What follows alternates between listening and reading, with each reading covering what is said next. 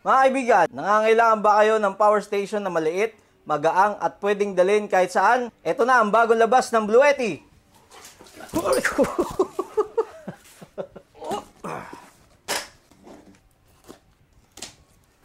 Liit talaga eh.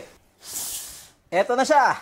Ang bagong-bagong. Hindi pa lumalabas to sa market mga kaibigan. Bluetti Elite 10 Portable Power Station. No? Sobrang gaang niya. Kaya ko siyang bitbitin ng ayan o, isang daliri lang. Okay, so pag open nyo ng box, makikita nyo naman ang mga sumusunod. Charging cable, at syempre yung ating Bluetti Power Station. Syempre yung ating mga manual. So ganito lang po siya kaliit.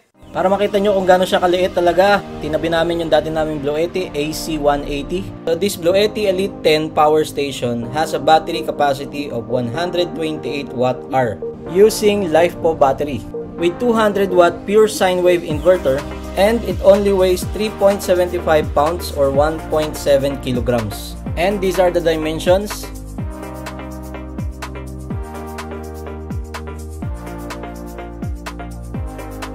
In front, you will find the DC output, the LCD display, DC power button, and AC power button.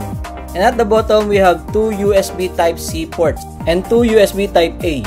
At the right side, you will find the AC input and AC output. On the left side, you will find the DC input and the air vent. So ngayon, subukan natin siya magsaksak ng appliances. Pipindutin ko na yung aking number 1 sa electric fan. So, merong lumalabas na power na 56 watts. Next, gagamitin ko naman yung number 2 nito. Naging 83 watts. Lakas din ah.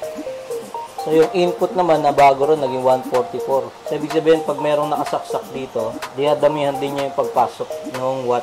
So, dito naman, subukan natin paandarin yung LED TV namin na may 43 inches at 95 watts.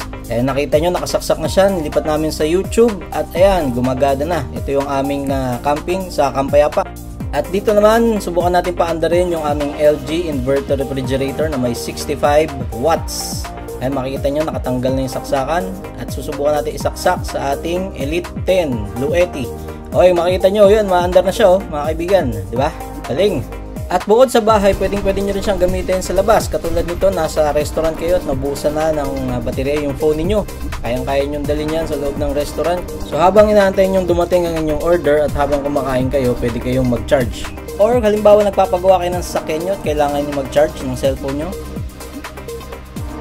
And because it's lightweight, kayang-kaya siyang dalhin ng bata, matanda, babae, or lalaki.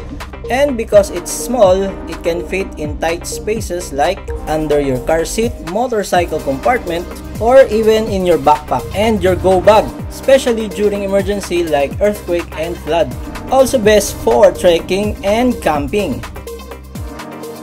And don't worry about your sensitive electronic gadgets such as your cell phone and laptop because it's using a pure sine wave inverter. If you want to avail this small but versatile portable power station, the link is in the description box below and get the discount code.